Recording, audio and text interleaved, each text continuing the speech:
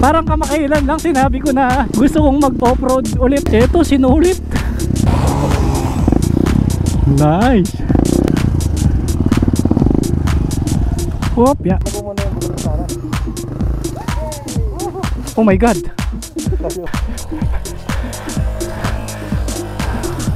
Upak! Upak! Upak! Upak! Upak!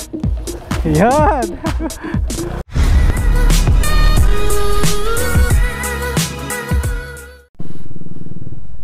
Normal lang, normal lang. Oo. Mahirap no? Pag big bike no? Bro, K-Lex ako. Sige, kawasan ka yung mahako. Sige.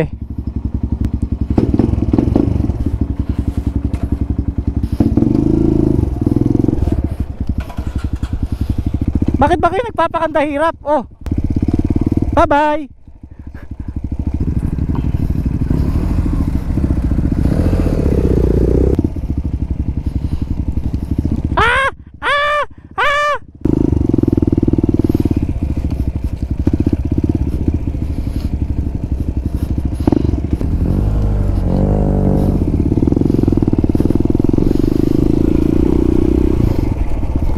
Yeah, nang tatalon. Oh.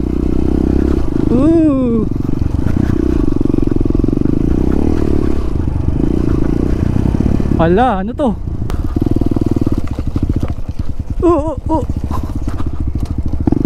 Dapat first gear lang. Wow, obstacle. Ang daming naming na-try dito. Buti na lang nakagear ako. Parang kamakailan lang sinabi ko na gusto kong mag-off-road ulit. Eto, sinulit. Parang nagkatotoo talaga no. Parang tinupad talaga yung pangarap ko no.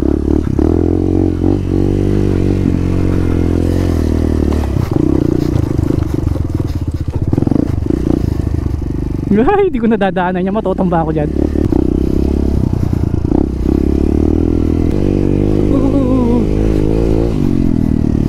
O, saan yung daan? Saan yung daan?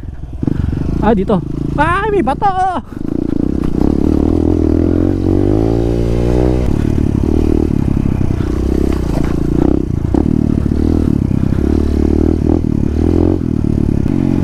Hala, aakyatin to? Ang taas! Ah, okay, chill lang. Chill. Chill, chill, chill. Ay.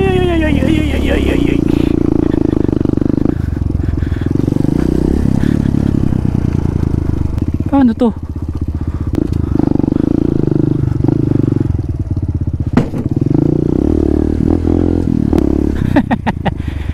Ano ito?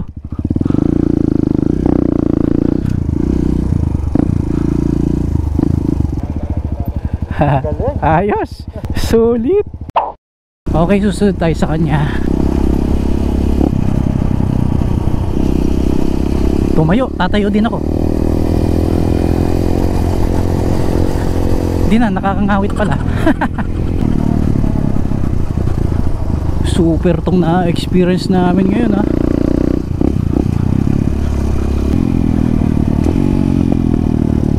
Yan ang hinahanap ko, extreme.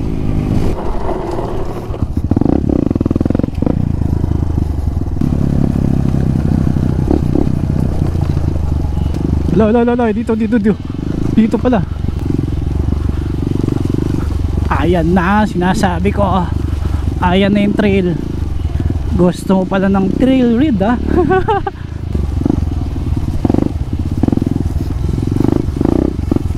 Naka high speed yung gear nitong motor. Kaya pagdating sa low speed na akyatan, nabibitin siya no. Kailangan mataas yung RPM para hindi mamatay yung makina. Itong obstacle na to ginawa nila. Okay lang yung trail nila, pang high speed na banat no. Ingat lang sa mga puno. Oh, sikip pa.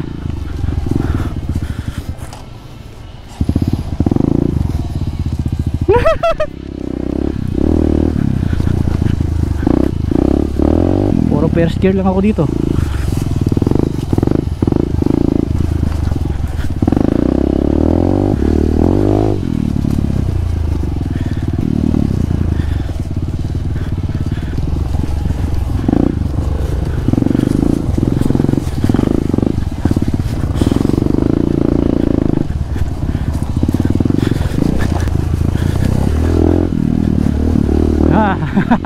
Buti na lang nakapag warm up na kami dun sa ATV. Kaya pagdating dito medyo banat na yung mga ugat namin, no?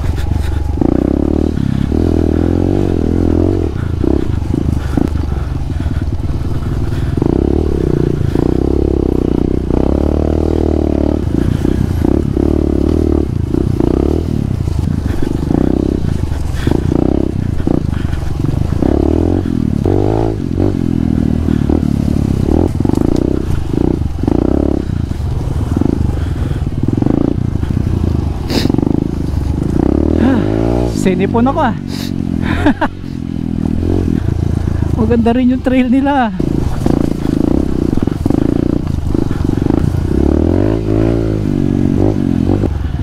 Huh.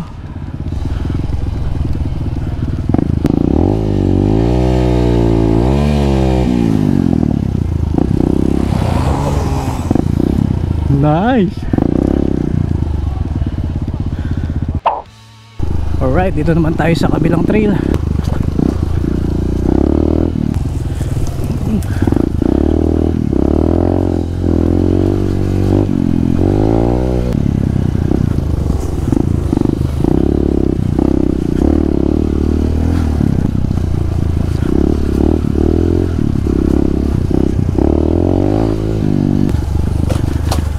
Pero magaling yung nasa harapan namin, ha. Babae siya, pero parang basic lang sa kanya.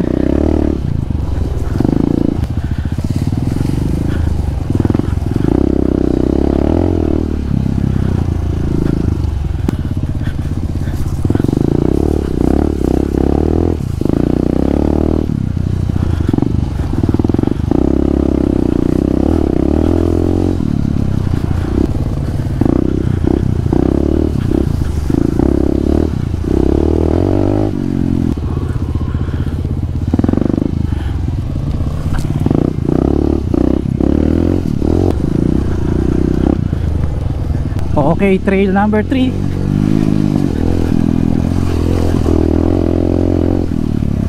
Ito maluwang naman. Pwedeng daanan ng UTV. Bubuksan ko na yung lens ko at mainit.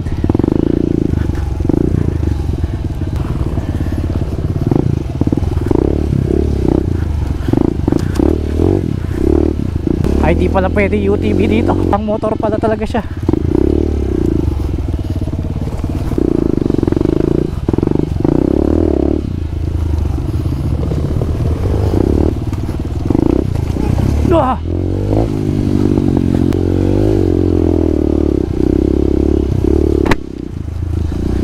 At pala nakasara yung lens din kasi pwede kang mapuwing.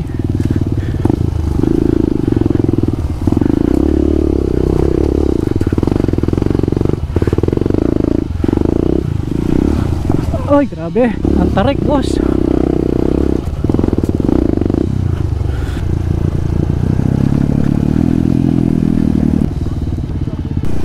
Trail site number 3.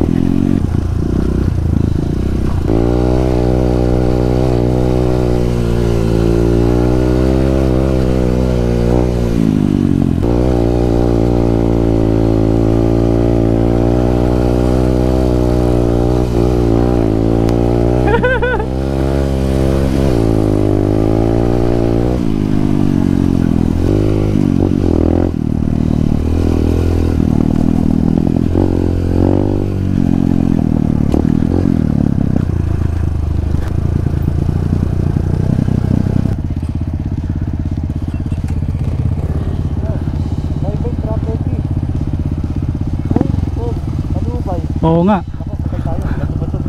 Oo.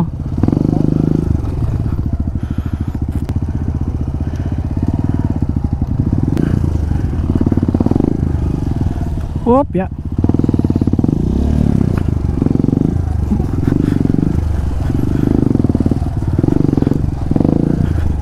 Ay, kaya niya.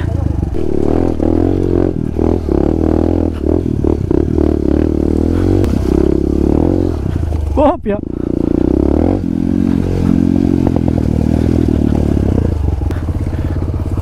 Bato.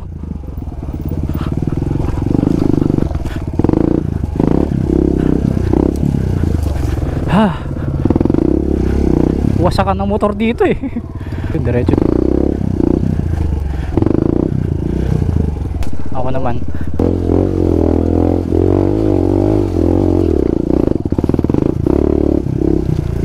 Asan yung tour guide? Asan siya? Ayun pala. Saan ka galing? Tara dun.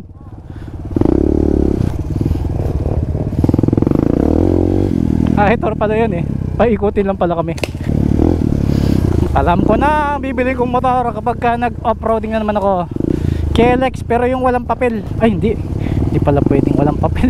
Minsan kasi nira-ride namin papunta sa trail site eh, no? Hindi naman lagi naka-pick up. Ito ganito na lang, KLX. Pag ira-ride sa daan, lalagay yung side mirror tsaka headlight, taillight, ganun signal light. Kesa yung bibili tayo ng walang papel, di ba? Kasi merong ganun yung brand yung Kawasaki na walang papel kasi wala naman siyang headlight. Pang ganito lang talaga, pang bundok. Sara ko yung lens ko. Matusok yung mata ko. Op, sarado. Dead end, sarado. Natumba. Pumreno kasi tayo eh. Kasama sa trail yan, yung may obstacle na ganyan.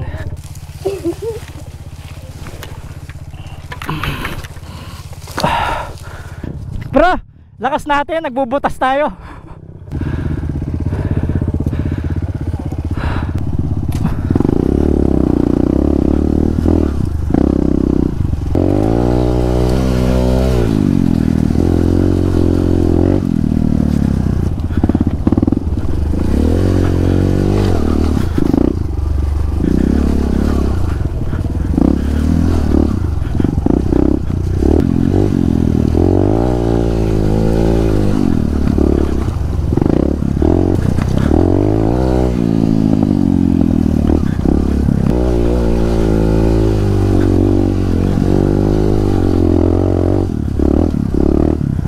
Hop.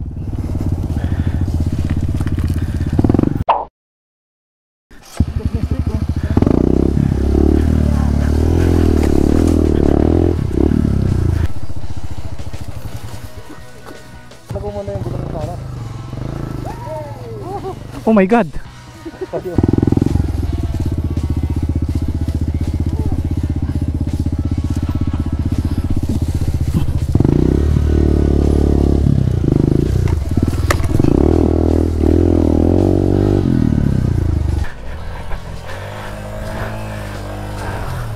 Upak!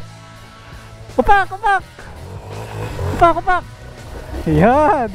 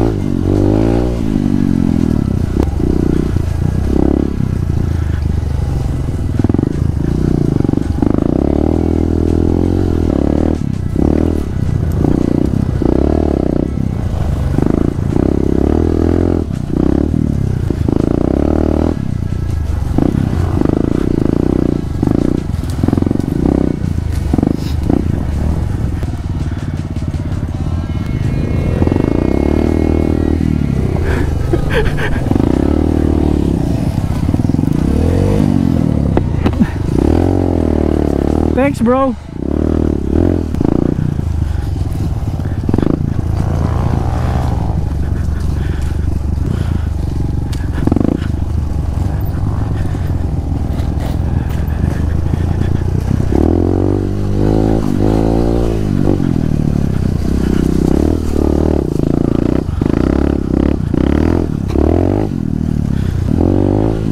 Ay, sa wakas.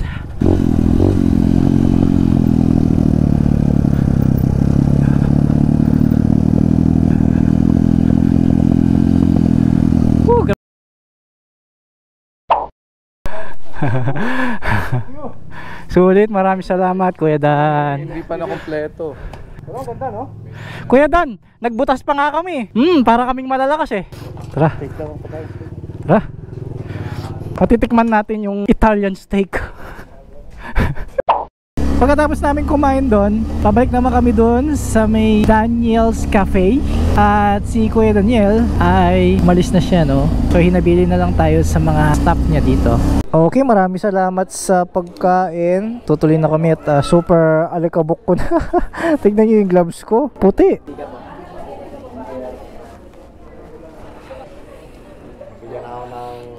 Thank you.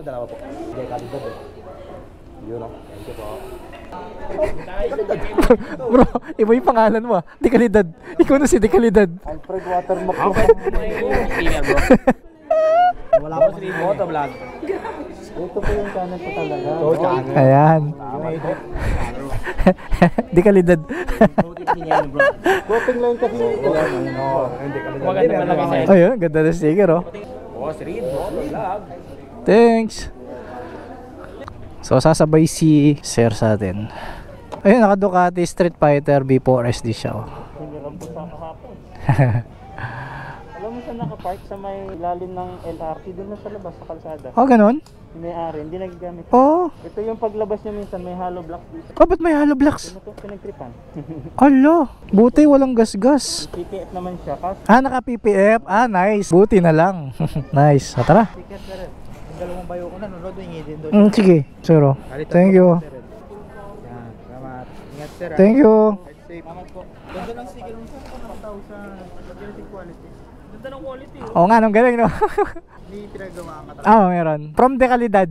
Mura, maganda raw yung sticker mo. Oh, yan, oh. Si Dekalidad gumawa niyan. Oo, yung binigay ko sa inyong sticker. Oo, ito. Siya yung gumawa niyan. Dekalidad Printing. Ganda. Clear na clear eh. Thank you, boss. Dekalidad ba naman ang gumawa? Thank you.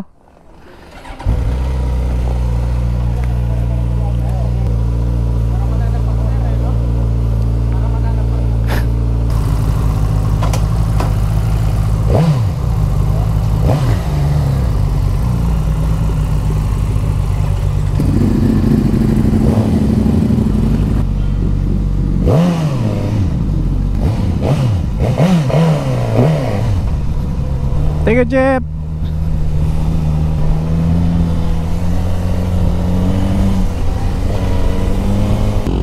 Papagas daw. Magpapagas na rin ako. Para daw nangangagat yung motor. Ay, takpan ko muna. Angas. Nice.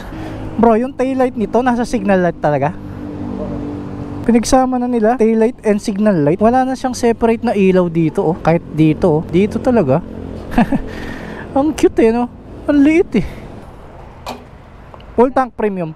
Ang masasabi ko sa ride namin ngayon, super duper. Grabe, di ako makapaniwala, no?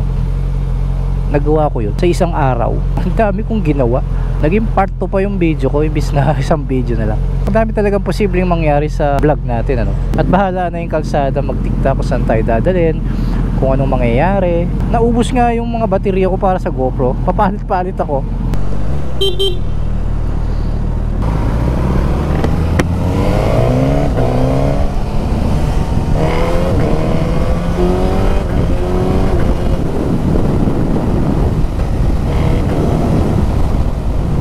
Ngayon uuwi kaming masaya, punong-puno ng experience. Super nabusog ang gutom kong tiyan. Mga sinabi kong gusto kong maranasan, nakuha ko ngayon. At hindi lang yun, tignan nyo naman yung bike na gamit ko, di ba? Bago na naman. At pero pang isa, ipapahiram pa sa Ironman. Doon naman sa kwentuhan namin ni Kuya Daniel, dami namin mga planong pinag-usapan, pero hindi ko na muna ikukwento kasi ayokong hindi matuloy, ayokong mausog. Kasi pagka nagkukwento tayo in advance, kadalasan hindi natutuloy. May mga rides nga madalas na kapag pinagpaplanuhan hindi natutuloy, no?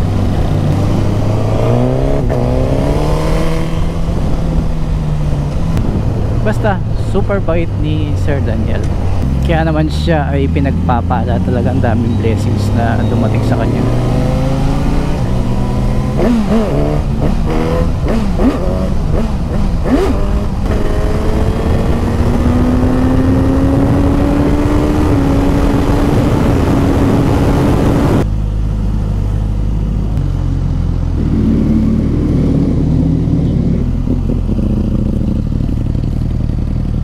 Pasok ko dito yung ticket, kapalimutan.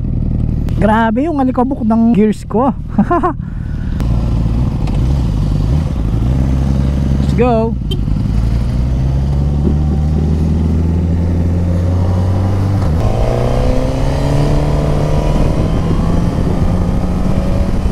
Woohoo! Napakadaling puntahan ng KD Rock. Super lapit lang sa akin. At para kay bro Alfred naman, malapit lang din kasi expressway. I mean, malayo yung distansya pero feeling mo ang lapit dahil puro diretso lang. Eto na yung Pora. Ihiwalay na ako sa kanila. Bye bye.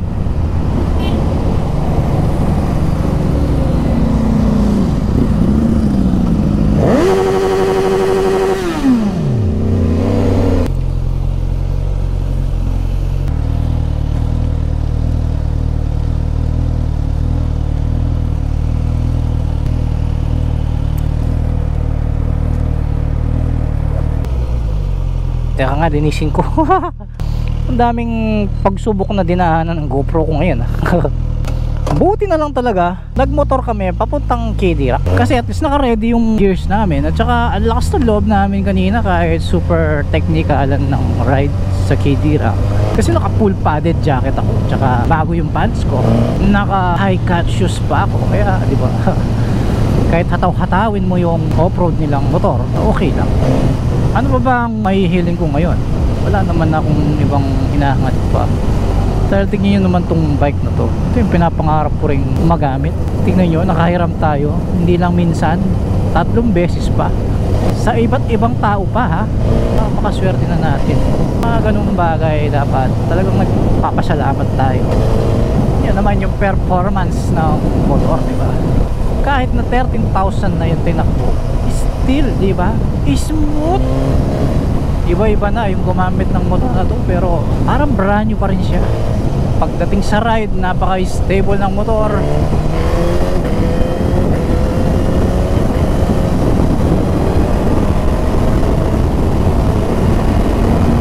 Kahit matakbuhin mo ng mabilis. Tsaka lahat ng function niya, brake, throttle, shifting, super accurate. Hindi ka man magbibiskir dito kahit na bahagya mo lang inaapakan yung gear. Walang masyadong clearance kahit na nag-i-spring yung kanyang cambio kagaya ng GT.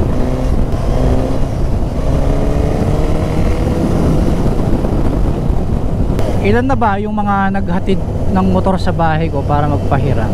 Una yung Kibco Philippines para sa mga scooter nila. Nakilang beses din silang nagpadala ng motor sa akin para magpagamit, magpa-review. Tapos yung tiga Bataan, nakalimutan ko na lang yung pangalan, nagpahiram ng GSX-R 750. Tapos si Motobe, pinahiram naman niya ako ng MT-09, hinatid din sa bahay. Tapos ngayon, ang Suzuki nakadalawa na. Tinanong ko naman kung okay yung video. Sabi niya okay naman. Kaya okay na rin sigurong wala tayong ini-endorsong isang model ng motor para lahat ng bikes na gagamit natin. Kung nagpa-exclusive deal tayo sa isang brand, hirap nun. Kasi kailangan mong iwasan. At saka kapag nagre-review tayo ng motor, bawa itong Suzuki, hindi naman tayo exclusive deal sa kanila, masasabi mo talaga kung ano yung pananaw mo sa motor, kung ano ba talaga siya nung nagamit mo, di ba? Hindi ka mag-iisip na may magagalit dahil anong magagawa ko kung ganun talaga ang performance ng motor, di ba? Kung nagandahan man ako, para sa akin yun. Iba-iba naman ang trip ng tao, di ba? Kaya nga iba-iba ang disenyo ng motor. Depende yan sa kung saan mo gagamitin, kung anong klaseng rider ka, gusto mo ba ng mabilis, tama lang, chill lang, ganoon. Kaya nga may scooter, may decambio, di ba? Pero definitely itong GSX S1000, since meron na akong Z1, meron na akong ZH2, ito na lang yung kulang ko. Pero dahil napapahiram naman tayo ng Suzuki Philippines at unlimited pa yung paggamit, no? Bakit ka pa bibili ngayon kung nakakahiram naman tayo? Kung At kung for experience lang naman, eto, nagagamit naman natin siya. Ang kinagandahan pa sa Suzuki Philippines, pag nagpahiram ng motor, wala silang sasabihin sa iyo kung kailan mo dapat isoli. Doon pa lang na-feel mo na okay lang sila sa pagpapahiram ng motor. Hindi ka mapipressure na kailangan mong ma-vlog, kailangan mong ma-release yung video sa ganitong date. Eh dito naman sa bike, talagang pag ako nagustuhan ko ang isang motor, talagang siguradong maganda yung performance. At never pa akong binigo na motor na to. Pag pinipiga ako, talagang sumasabay siya sa gusto ko. Pag binomba mo, sumasabay sa gusto ko. Well, syempre, depende na lang kung trip ko yung kanyang design. Minsan yung ibang tao, nasa forma ng motor, doon sila namimili, hindi sa kung ano yung technology meron siya, kung gaano siya kalakas. May ganun, di ba? Kadalasan, unang tingin pa lang natin sa motor, kahit hindi pa pinapaandar at sinasakyan, gusto na natin agad, di ba? Kahit sa post lang sa Facebook, ganun. Or kahit nakita lang nating dumaan. Ako nga, nung bago-bago lang ako nagka-interest sa motor, nung nakita ko lang yung Raider noon, kahit hindi ko pa nahawakan, hindi ko pa narinig umandar, nakita ko lang dumaan sa malayo, nagustuhan ko na kagad dahil sa forma niya, naked, napaka-sporty ng dating. Tsaka gusto ko yung manibela talaga ganun, yung mababa lang, abot ng paa. Nung unang labas ng Raider, wala pa namang sniper. Lumabas yung sniper, bako, nagustuhan ko naman yung ganun ding forma. Napaka-sporty din, sharp yung unahang bahagi ng motor, mataas yung taillight, ganun yung mga sports bike nun eh.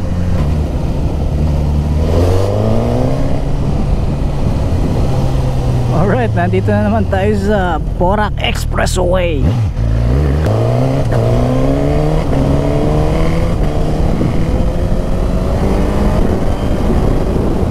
Yun lang, kapag mabilis na wala lang tayo marinig sa motor.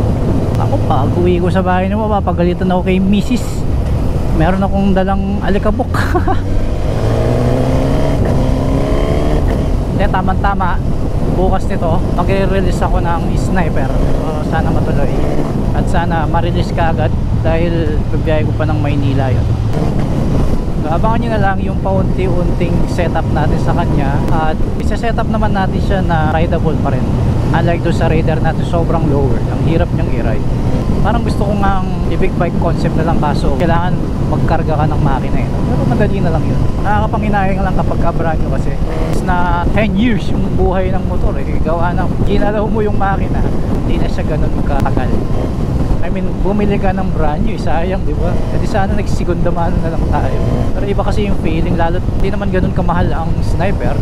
Mag-release tayo ng brand new para feel natin yung pagiging brand new niya. Kaso ang malala, paglabas sa kasa ng sniper, dadalhin natin siya sa Maynila, i-set up natin siya kagad eh. Pero bahala na, andali lang naman kasi ibalik sa stock ng pesa ng mga ganong motor eh. Lalo't ang daming available na parts. Alright guys, ako'y malapit na sa aming bahay at safe naman ako nakauwi.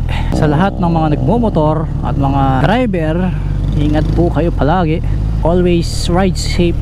Okay lang magpatakbo ng mabilis basta nasa safe na lugar, ha? I mean, pag sinabi ko mabilis, mga 100 ganun ha. Right guys, see you next vlog. Breed for speed.